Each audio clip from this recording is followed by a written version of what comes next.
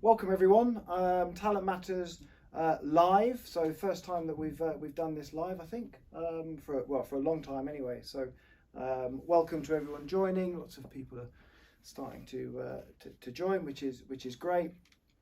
Today we are talking about yesterday's budget. We're going to go through everything, kind of as we've sort of talked about it before, the good, the bad, and the ugly. There is definitely some good in this budget. I'm going to try and find that good wherever I can.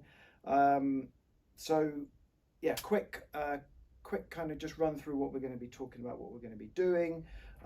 So a brief overview of yesterday's budget in terms of encapsulating everything, and then I know we've got a lot of people joining. Specifically want to talk about the recruitment sector and hiring, so we're going to cover what all of this means for employers, for candidates, for the jobs market as well.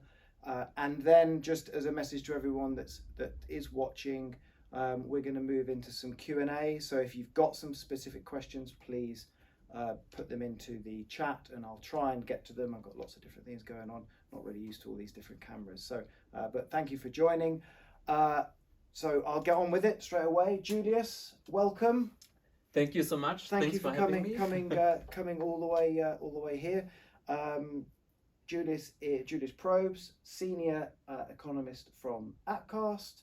We've been talking for about the last hour or so. Saw you talk last week as well. I know that you know your stuff, and everyone else watching will know that you know your stuff.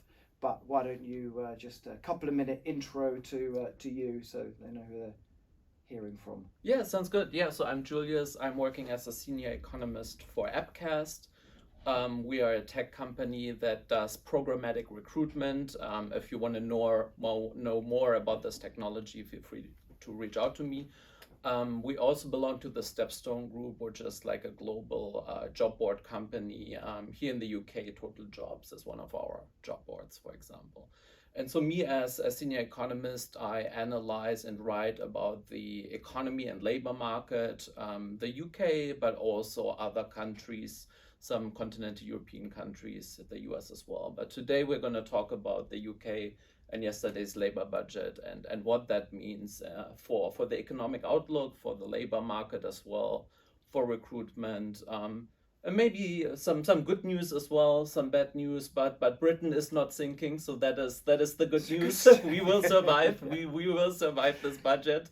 Financial markets have reacted kind of like okayish, moderately positively to it, which is quite important. Do you know, we should have saved the good news right to the end, because everyone's gone, well, if that's the only good news, then they're out of here. No, I don't think so. Yeah. So okay, let's get stuck into it. What was your the coverage since yesterday has been non-stop. And most of the media outlets are kind of relatively negative about things that are going on. What was your kind of sort of summary of the as an overall? Yeah. So maybe a tiny little bit of context. So obviously the UK economy has been relatively stagnant in recent years. It hasn't been a disaster, but performance just hasn't been great. And the UK's fiscal situation is quite challenging, right? So the UK's debt is kind of like close to 100% of GDP. And if you think about what that means, interest rates have gone up. About £100 billion each year are being spent just on servicing that interest, just on servicing that debt. Is that some of the underlying issues across everything that we've got? That's obviously a massive. Yeah, it's a massive problem. It's a massive problem. Other countries are facing similar issues. But if you think about what that means, if you're a household and you have a mortgage and you are only paying back the interest without paying off the house, then obviously there would be a massive problem. If the interest just continues to go up and go up, right, you're facing a tricky situation. So that is kind of like the situation that the country as a whole is facing. And so a massive amount of public spend is now just servicing that interest. And so basically, labor inherited an economy that was relatively stagnant with a lot of debt. And there is then two solutions. Either you increase government revenue, and that means higher taxes, or you kind of like cut spending, and their decision is mostly to do it with tax increases, right? They did it 1 year ago with the increase in national insurance contribution. That mostly hit kind of like the business sector, right? So there was an increase in the national insurance contribution for companies. And it led actually, unfortunately, to some job losses because the business sector got a massive tax hike. And so this time they basically increased taxes again, but this time it was kind of like workers who got to bear kind of like some of the burden. But again, the good news is that it was kind of like less than expected, right? So everybody thought they would increase the income tax rate. They didn't do it, because actually the fiscal outlook that the OBR provided was a little bit more positive than everybody thought it would be. So they scaled that side of things back a little bit. In terms of the kind of, if we break it down to the good, the bad, and the ugly, which is what we've been talking about. What is the what's the bad? In terms of yesterday. So from a labor market and recruitment perspective, the bad, I would say, is probably yet another increase in the minimum wage, a substantial increase in the minimum wage by about 4.5%, and more than 8.5% for those who are younger than 21 years old. Economists are generally not very much in favor of the minimum wage. Let me just say it. Obviously, I want everybody to earn a decent living. We want low-income earners in the UK and everywhere. We want them to do well. The minimum wage is not a great tool to do that. If you think about an economy that is not doing well and you continuously hike wages at the bottom of the distribution, and they've gone up by like more than 30% in recent years, this is hurting businesses. I'm talking about large businesses like Tesco, retail, the hospitality sector. I'm also talking about small businesses like pubs in Northern England, where wages are just significantly lower than in London. And the UK has seen a massive amount of wage compression, and the minimum wage is now tremendously high. It's one of the highest in the world, and you just keep increasing it. And so how will employers respond, especially businesses who don't earn a lot of money, who have very thin profit margins? They will freeze hiring. They might let some people go. They might have workers and say, instead of working 8 hours a day, we will cut this to 6 hours a day. We will reduce your other benefits, maybe pensions or other things. So they will respond in various ways that will actually hurt workers. And so this minimum wage pressure has led to an enormous increase in employer costs. And it has also led to some job losses. And so this increase is just not a good thing. It also leads to more inflation, right? Because these wage pressures, if you think about going to a coffee shop, going to a pub, businesses will pass on some of these costs to the consumer, and we're still at a relatively high inflation rate. I was going to say, do you think that is, they talk a lot about inflation coming down, but do you think as a result of yesterday with the minimum wage, that's going to push it's going to push inflation? No, inflation will still come down, but not as fast as it otherwise would have, right? So the projection is for lower inflation next year, and even lower inflation next year. We had 3.5. Next year we will be probably more at 2.5%, but that's still above the Bank of England, above the 2% target that the Bank of England actually has. And so what does that mean? If you have these wage pressures, then the interest rate that the Bank of England is setting will be higher than it otherwise would have been. Without the minimum wage increase, they could lower interest rates faster. that would be good for consumption, it would be good for investment, it would be good for employment growth. So anything that is leading to higher inflation right now is actually bad news.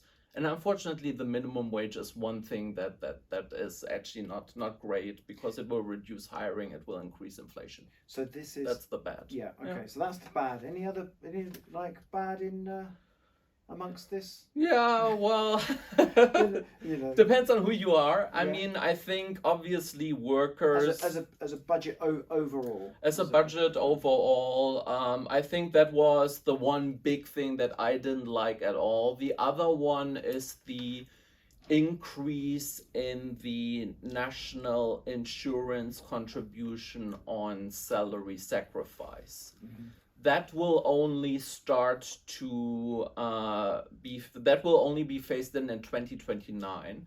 So let me explain what that means. This is more affecting high income workers, but also by extension. I've got a question actually on this around high income, and I know I've just kind of completely cut you off, but I think this is something that hasn't really been in the media particularly.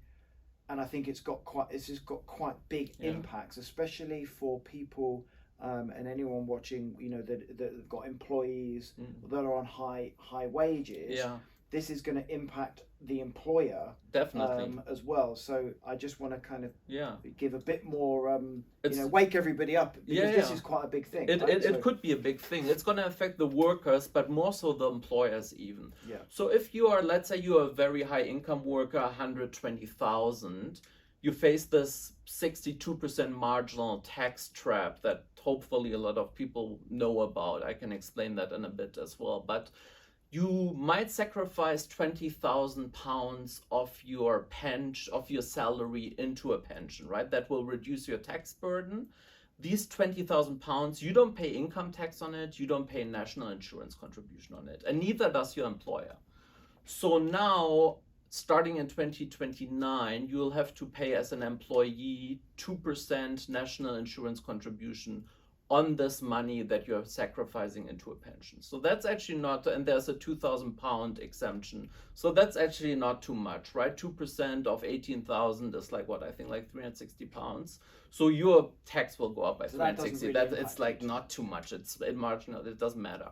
But your employer suddenly, this is the big thing. Your employer will have to pay 15% national insurance contribution on these £18,000 that you are sacrificing. Yeah.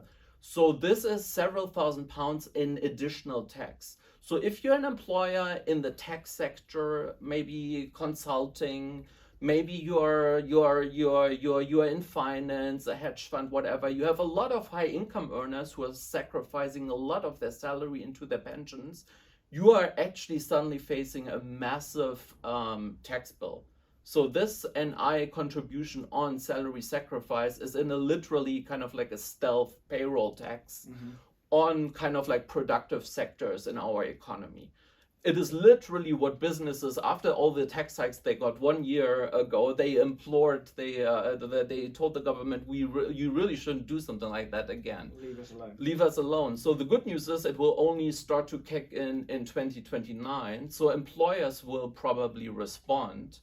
How will they respond? Well, they will probably say, well, we face additional taxes. We will reduce pension benefits of high income earners. We will reduce wage growth and so on. So it will, in the end, it will be shared again because businesses have time to prepare and they're not being hit right now. Yeah. But another tax hike on the business sector, again, it wasn't ugly, but it's not great right now. And that doesn't just impact people putting huge salary sacrifices into pensions. That impact things like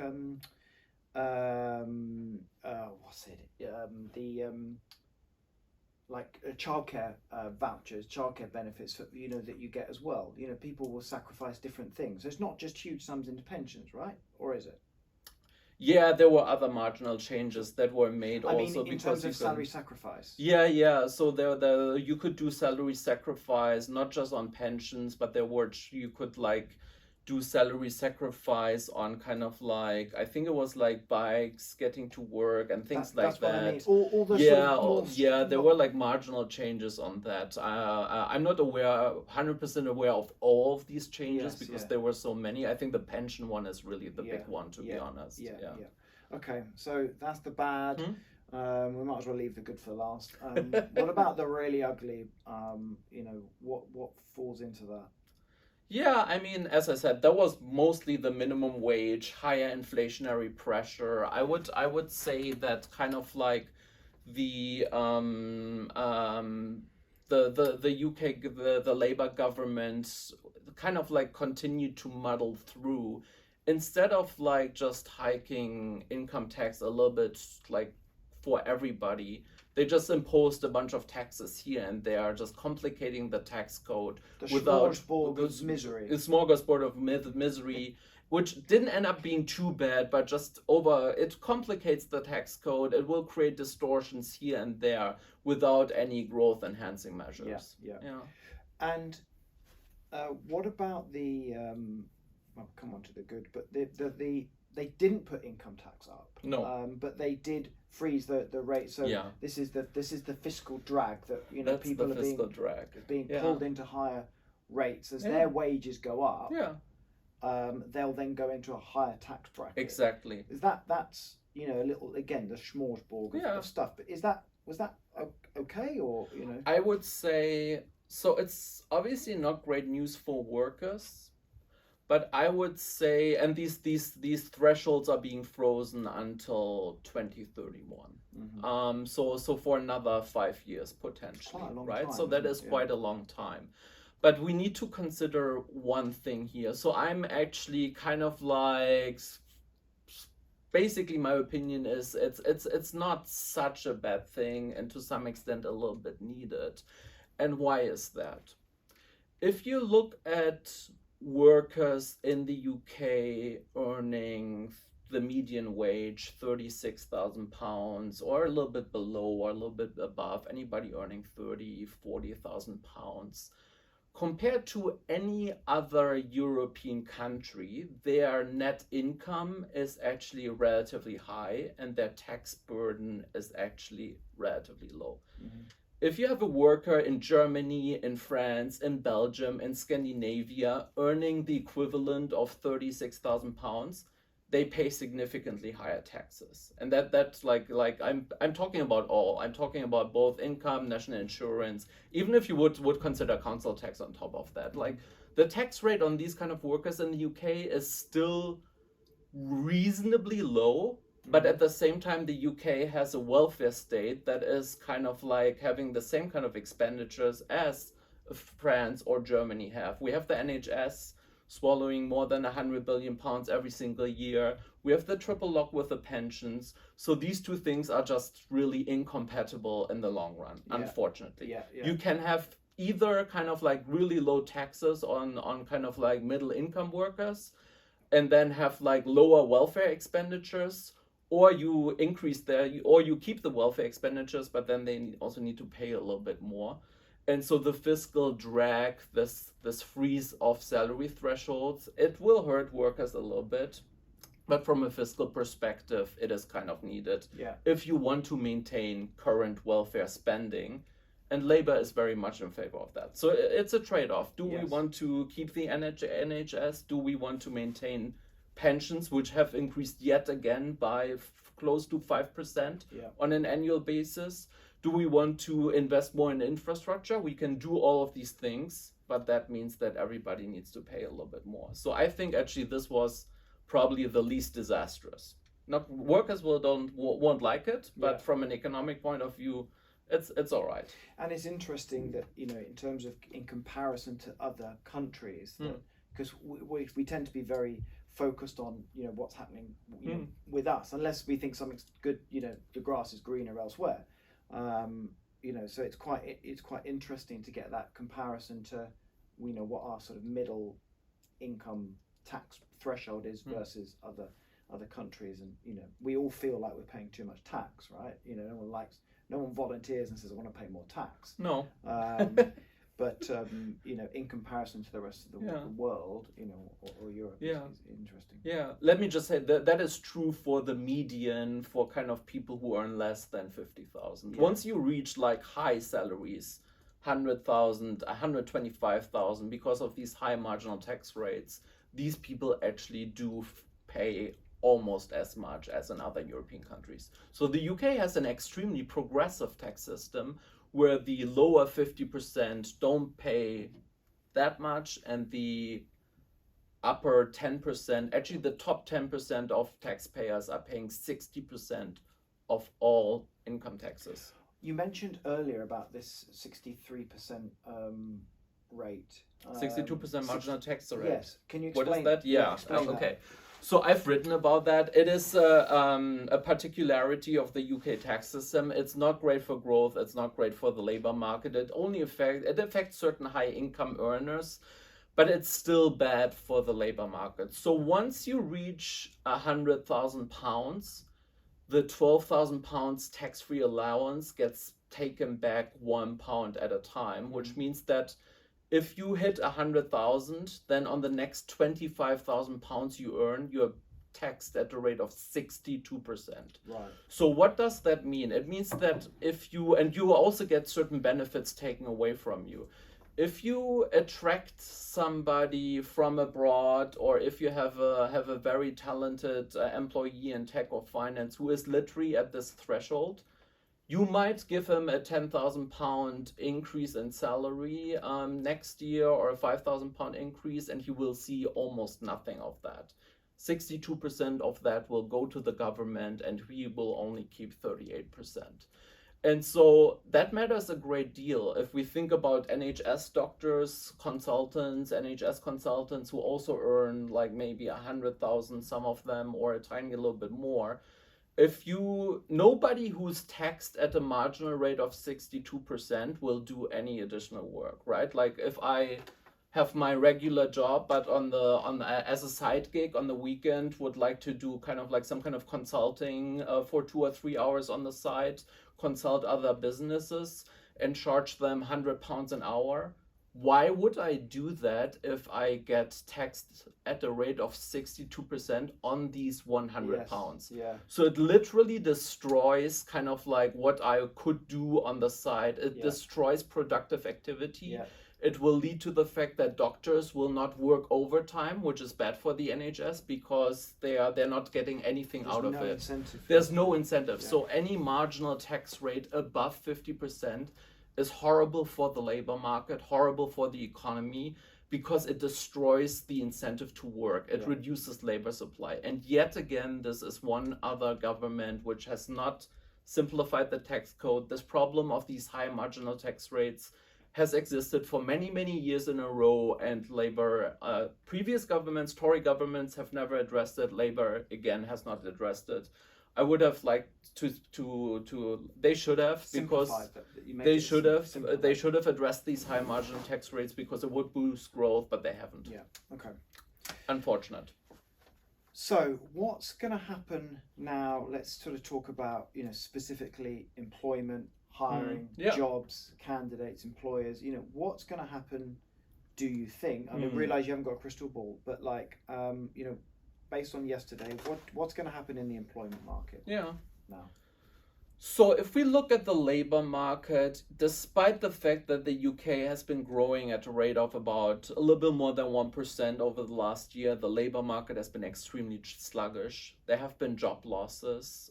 Vacancies have gone down, down, down, and down. To less than pre-COVID levels? To less than pre-COVID levels, 20% below pre-COVID levels, even more so in certain white-collar occupations. The OBR is forecasting that economic growth will pick up modestly next year, that the UK economy will probably grow at a rate of maybe 1.3, 1.4%. That is definitely okay-ish. Could be better, could be worse. With that growth, I think the labor market will also pick up modestly. So I think hopefully these job losses are in the rearview mirror. Because employers have dealt with the national insurance tax hike from last year. but there are some concerns. So as I said, yet another minimum wage hike is probably a bad deal for the hospitality sector. Hospitality and retail will continue to struggle, will continue to suffer a little bit because they are affected by this wage squeeze, wages going up continuously without generating more profit. And so I expect that certain sectors will continue to, they might not go down any further, but they will just continue to stagnate for a little bit longer, for the next 6 to 12 months potentially. And I presume then, the prospects then for younger people, there's an increase in the NEET, so not in unemployment or in education. Exactly. Will be diminished, and then other, the sort of diverse groups as well. So people with, getting more people into employment with disabilities, things like that. Yeah. All of that is going to be impacted because of the minimum wage. Yeah, and exactly. So there is almost 1 million people who are NEET, not in employment, education, or training right now, because the labor market has deteriorated, and the first, historically, always when the labor market turns, who is the first group to suffer? It is people who kind of like just who enter the job market, younger people entering the job market. Historically, when the labor market weakens, recruitment for experienced professionals continues to be okay, potentially, but the younger people, their prospects have really suffered. And so that is something that could have been addressed, but this minimum wage hike for younger people, I think that will be kind of like probably a continuous blow to employment for younger people next year. I don't anticipate a massive surge, but I don't anticipate that this group will do significantly better. It's going to be a huge change. It will just continue to stagnate for the next 6 to 12 months potentially. From a demographic point of view, are there groups of people that we see will grow? Because you just mentioned that in vacancies are down more than, I think you said 20% for some of the white collar kind of workers. Yeah. Can you see any areas there? We'll talk about sectors in a minute. You mentioned hospitality. But what about groups of people? Are there any? Yeah. We talked about high earners and medium earners. So it's interesting. So similar to other countries right now, there is a little bit of a segmented labor market with some white collar jobs not doing that well, whereas blue collar occupations are doing actually significantly better, right? So try and find a very good plumber. Try and find somebody. Plumber. Whenever you talk about a trade, plumber. Plumbers like are still somebody in demand, who's like repairing stuff in your house. I just had solar panels installed on my roof a few months ago. One company told me that I'd have to wait 6 months, even though I wanted to pay and get this done quickly, because they were at capacity. They didn't have the people to do it. So I had to call another company. So blue collar occupations, skilled manual workers are actually in relatively short supply at the moment. Brexit plays a little part or has also something to do with it, because the supply of kind of like manual workers from countries like Poland and other Eastern European countries has dried up. They can't come to the UK anymore, right? And so I think the demand for these workers will actually also go up a little bit because the Labour government is investing more in public infrastructure.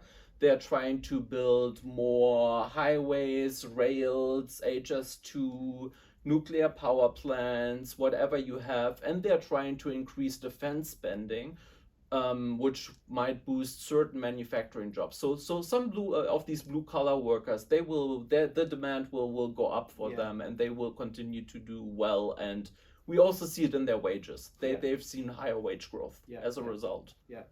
I was just thinking, it was 29 minutes and we've only mentioned Brexit once. So we're doing quite well.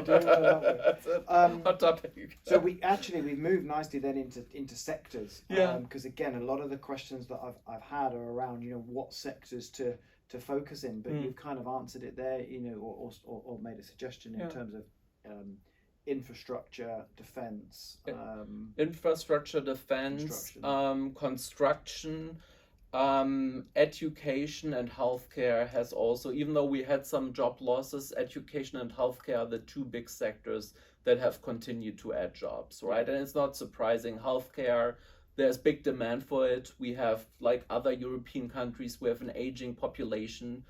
So the demand for healthcare will just continue to go up. Even with AI, with or without AI, it doesn't matter. Healthcare will be just in high demand. Another one, 30 minutes AI, right? And then healthcare is a big one, and the education sector is obviously also an important sector for the UK economy. Yeah. Okay. Great. I'm conscious of time and just want to kind of look at some of these questions here, just to make sure that I'm answering what some of the people want to know about. I mean, we just talked about employment sectors. I've got a question from a hospitality agency about that.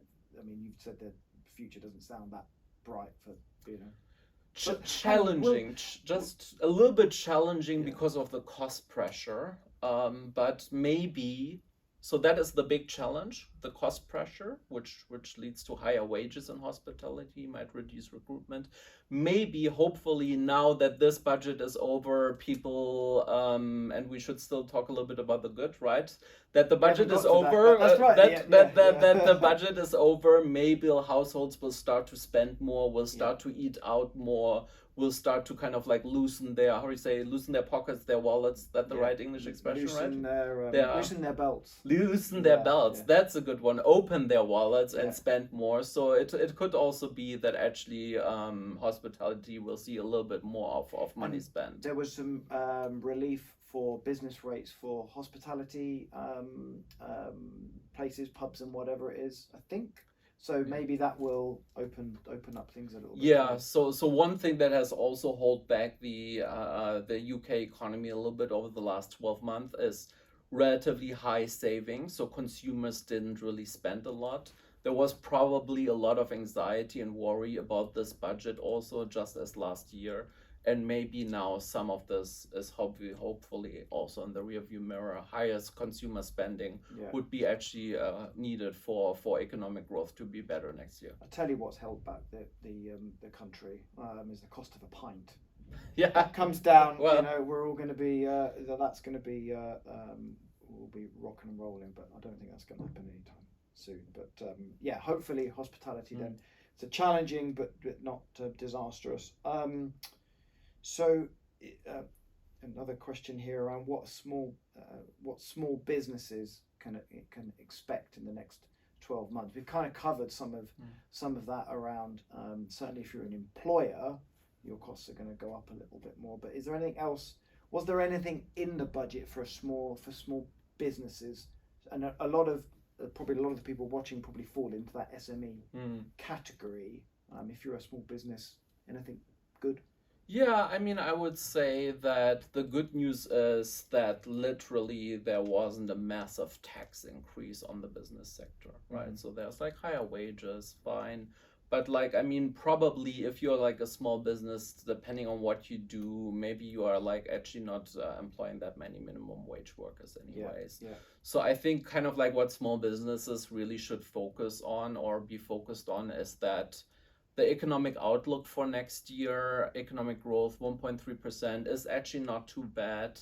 And maybe kind of like just improved consumer sentiment, improved business sentiment is hopefully kind of like going up as well. More spending. Yeah. Okay. Are we going to see anything, we've talked about wages going up. And we did mention Brexit, but and you talk about blue collar work, there's still some skills shortages in that. Are we going to see any changes to that? Migration is a big, obviously hot topic, but we maybe want some skilled workers. Are there going to be any changes in that in terms of getting more addressing the skill shortages? Yeah, so migration, very hot topic. So obviously the Labour government, after we've seen this massive inflow of people coming to the UK between 2022 and 2024, some 800,000 on an annual basis, the Labour government has tried to reduce, and successfully so, has tried to reduce this migration flow a little bit, while at the same time still trying to attract skilled workers, right? So that's a very good thing. I myself am actually on a skilled worker visa. My wife is as my spouse, she's on my visa. There are certain changes to the visa system that are being made. There's still consultation going on, so it's not set yet. But one thing they want to do is for very talented people who earn more than £125,000. So that's like the top 3% of income earners roughly. So for very talented people, they want to give them permanent residency after 3 years instead of 5. That's one of the suggested changes. So Labour is trying to attract skilled talent into the UK. I think they should do a little bit more, but there are certainly is a consultation and an aim to do that. Yeah. Okay. So there's some efforts being made there to address some of the skills shortages. Currently employing 35 people, single location. Any idea how much my costs are going to go up in the next year or so? Any ideas of what they should be thinking about budgeting wise? Yeah, I mean, probably if you're a business, the one thing that is still kind of hurting you is that wages in the UK on average are growing at a rate of 4 to 5%. The last few years, it was even closer to 6%. That is coming down now, but I think wages are like the one big cost pressure. There were some things in the budget that were, if you think about the energy price shock, energy prices continuously going up over the last few years, there were some things in the budget that were addressing that. Yeah. So hopefully going forward, actually energy prices might potentially be at least stagnate and not continue to go through the roof. Yeah. Yeah.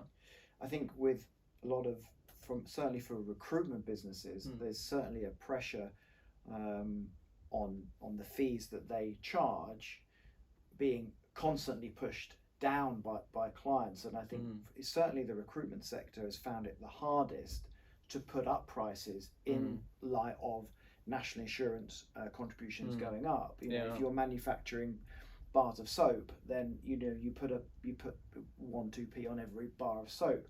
But from a fee perspective, I know it's been really difficult for recruiters to say to their clients, hey, I used to charge you 15%, but now I'm going to charge you 16%, because the clients just go, well, that's been quite difficult. That's a massive problem. If you can put up your own prices, but all your kind of costs are going up, then you are literally seeing a margin squeeze, right? And that is hurting your bottom line. And so in the recruitment sector, have just struggled a little bit. A tough one. Talking of recruitment, margins being squeezed, there was obviously some changes to employee-owned trusts, and then how dividends are taxed on dividends and things. I appreciate this isn't a financial advice discussion, but are there ways in which, if making a small profit here, if I can't do that, how else do I take my profit out of my business? Is there or is that still the best way to do it, through dividends and looking at employee-owned trusts and things like that? Yeah, probably. I mean, I would say that if you are actually if you're like self-employed, if you have a small business in the UK, your taxes relative to an employee are still reasonably low. Again, it's what we talked about. It's a little bit of a tax grab here and there. But it shouldn't be a disaster. It shouldn't, at the margin, it might hurt you a tiny little bit, but it should should not encourage like thousands of people to like now suddenly leave and flee the UK and go elsewhere to set up their business. I know there was a big movement there, and it's certainly been the case for some people, but I don't anticipate that this is a big issue, to be honest. That's another question around any value of moving the business. There's, again, within recruitment, there was a big push towards US. Now, certainly Middle East as well. Any value in doing that from a tax perspective? I mean, from a tax perspective, maybe, but consider this. My wife is American. I work for an American business owned by a German company, right? The US has its own problems, a very volatile administration. Very crazy, really, because some crazy policies. Say crazy president. Sure, you can move your business to the Middle East and pay very, very little tax, but the UK, all things considered, is still a very attractive country and place to live, right? We are like the one big English-speaking country in Europe. We have some of the best universities globally. We have London as a massive financial center and tech hub, and that continues to be the case despite Brexit. So the UK has a lot of things going for it. It just needs to kind of like get a little bit out of this kind of like NIMBY mentality, maybe not building any houses, not building any infrastructure, not being able to build any of these things, and you could actually boost growth. Growth, I mean, that's something that, again, we're all kind of promised and looking at, but that seems to be fairly slow. Compared to some countries, definitely slower, much slower than Southern Europe, much better than Germany. We are like somewhere in the middle.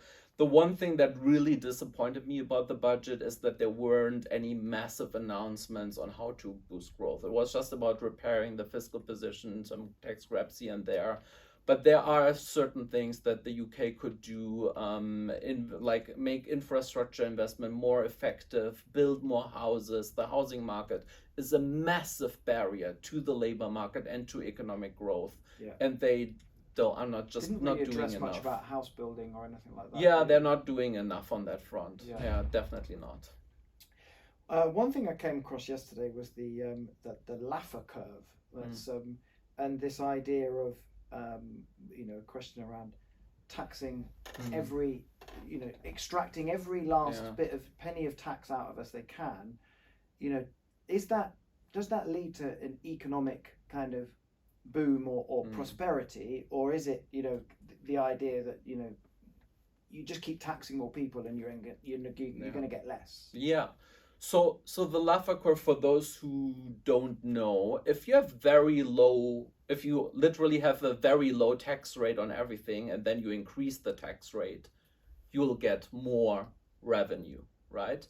If you already impose taxes, have a tax rate that is at like 50% or 60%, and then you increase taxes even more, then your revenue might actually go down because you reduce economic growth and you basically destroy the economy. So even though you have hiked taxes, your tax revenue will actually go down.